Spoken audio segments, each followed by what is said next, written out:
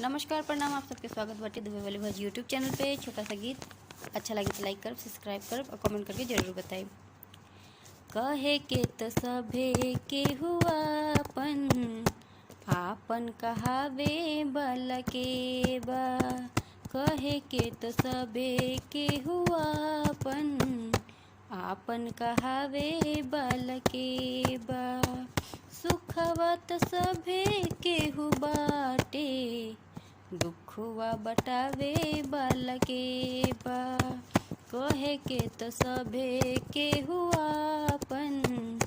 आपन कहावे बल के बा। डेगे डेगे ठेस लागे जाए केहू के नहूँ, पत्थरा के देखनी जहाँ हो। डेगे डेगे ठेस लागे जाए केहू के नहूँ, पत्थरा के देखनी जहाँ।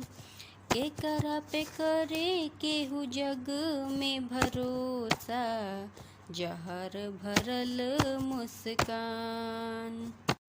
सपना के दिया वा धुआइल, जोत जगावे बल के बा। कहे के तो सभे के हुआ आपन कहावे बल के बा। छोटा सा वीडियो अच्छा लगे तो लाइक करो, सब्सक्राइब करो और कमेंट करके जरूर बताइए।